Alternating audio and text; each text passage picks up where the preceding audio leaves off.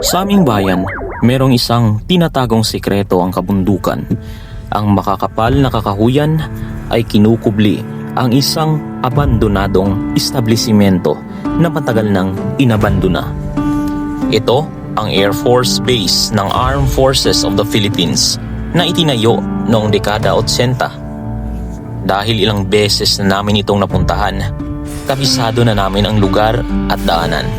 Subalit sa pagkakataong ito, babalik kami upang maranasan ang hiwaga ng lugar kapag madilim na ang kapaligiran.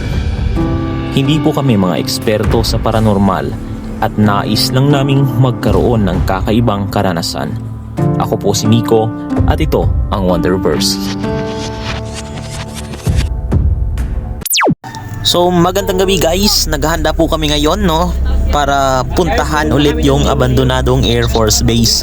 So nakagawa na po kami ng video about sa place na yon dati, but today susubukan po nating bumalik ng gabi kasi sabi raw nila meron daw mga nagpapakita kapag gabi. I don't know kung totoo but we will see later on.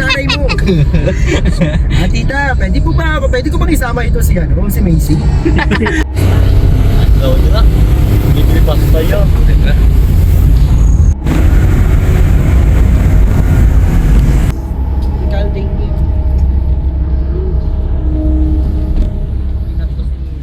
So unluckily guys, hanggang dito lang tayo sa area na ito kasi hindi na tayo makakatuloy sa itaas gamit ang sasakyan dahil yung daanan dito nakasarado and merong mga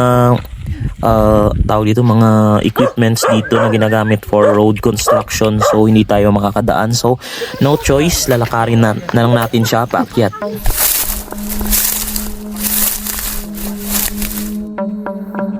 Grabe tong ilaw na to guys, para tayong nasa horror movie dahil dito.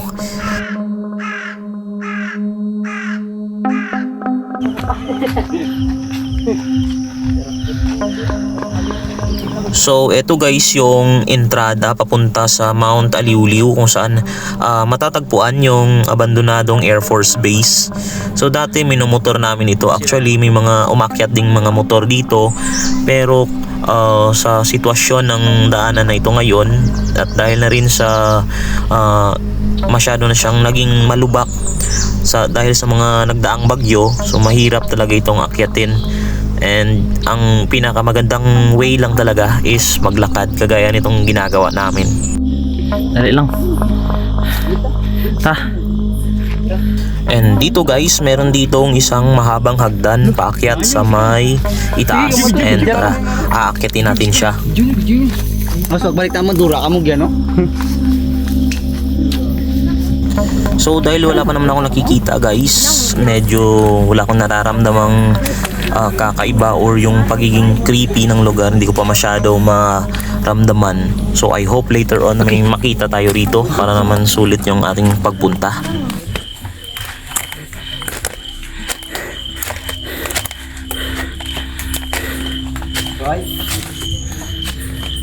Flashlight ding na Yan. Alamin. Ginin. Hala natin lo dyan ho. Ipi. Hindi na ito ang naturang galing. Natin log yan. Ala, sunuro ay. Wala. Uy siya. Yan.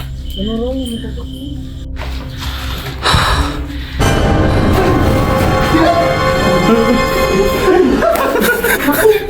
Wala na ba yun?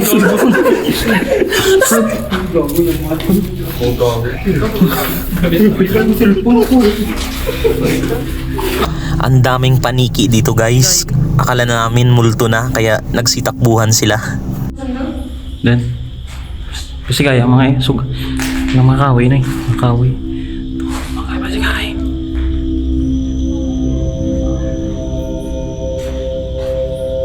Ano to? Puti nga to, ano to? Ano ra? Puti nga to. Dahon. And eto na guys yung guhit na tanaw mula sa bintana kanina kung ikaw ay nasa labas. At kapag bago ka pa lang dito talagang matatakot ka, lalong lalo na kapag mga ganitong oras.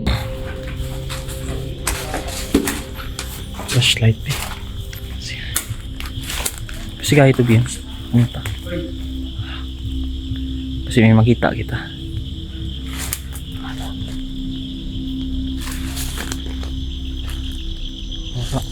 So kanina may mga narinig kaming mga sounds pero dahil wala naman kaming nakikita, baka galing lang siguro sa mga insekto o kaya sa hangin na nasa paligid.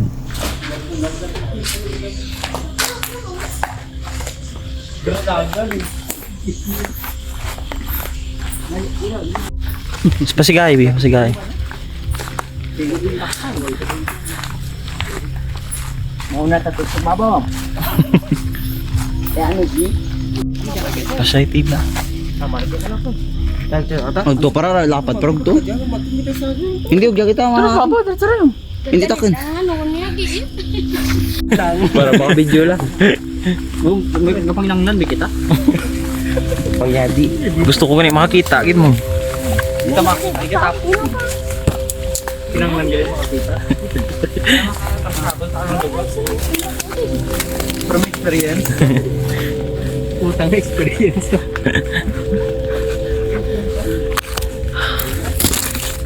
guys, hindi ko pagbabahin ng mga kasi yung tampo ng mga army noon.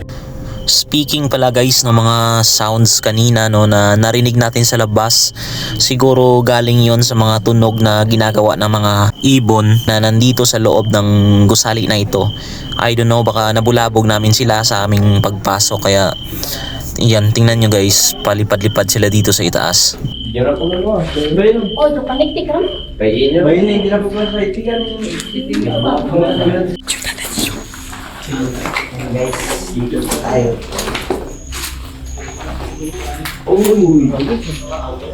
May bagong pat. So itong area guys, para siyang septic tank kasi malapit lang siya dito sa toilet. Meron kaming mga naririnig din sa paligid no, parang mga kaluskos, pero most probably dahil lang siguro sa hangin since wala namang nahahagip ang aming mga mata.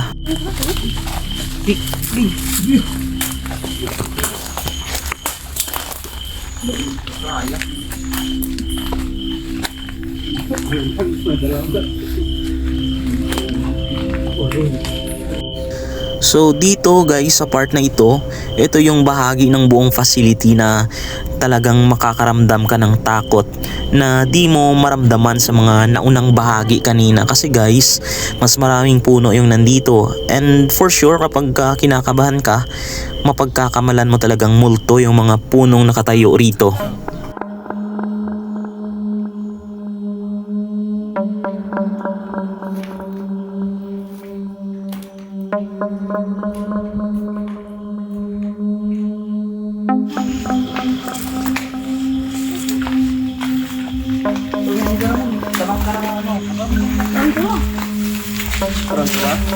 Hindi ako panayaw. Hindi ako panayaw. Subo.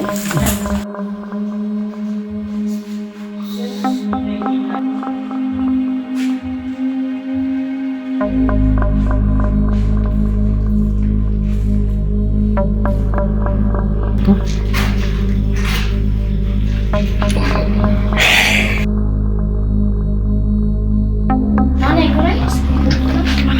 Wait, ano naman ito? Ito ang drawing. Ito ang drawing.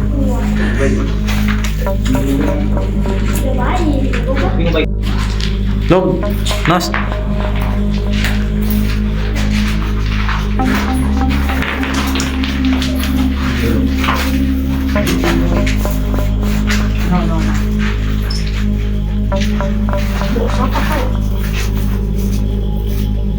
So, libis ako sa nakawa.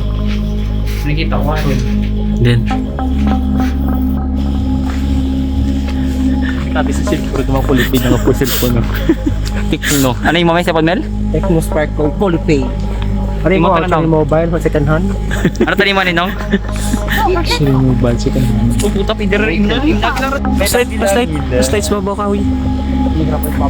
Ano to? Ano na? Reply? Di ano to, may statwa to. Bukan sa tuwa kang ano. Flashlight bi eh. Kamu kaya lang na? Ate, pwede gitu? Bukas ko po. Di para sunod may pistual mo miga mo tin pidya.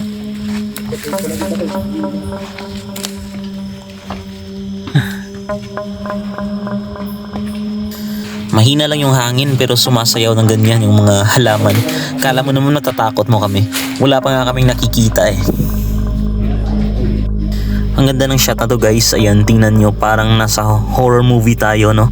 Yung parang may naglalakad sa hallway tapos biglang may susulpot na kung ano yung mga ghost or multo or kaya naman sa dako yung parang mga napapanood natin sa mga Japanese horror films.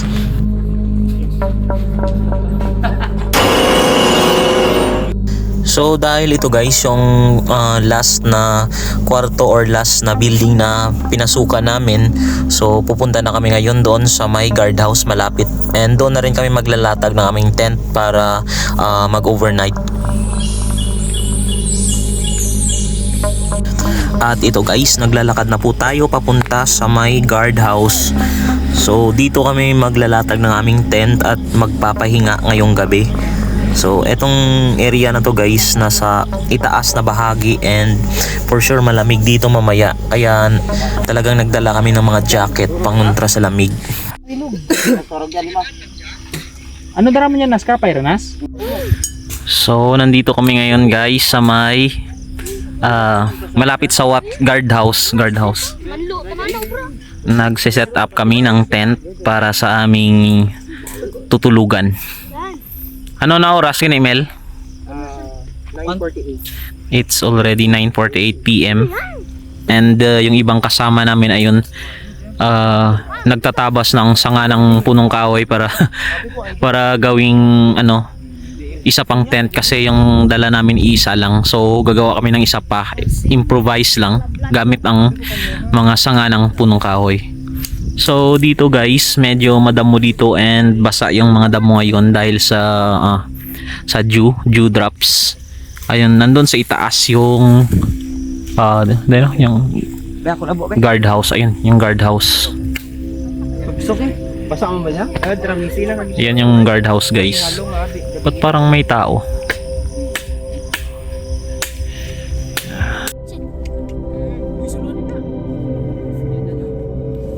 Dalam lang. Okay? Magot ang bangli din na.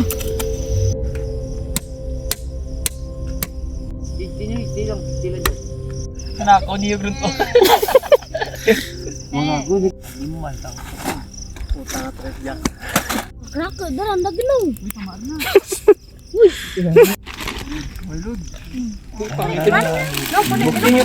What load?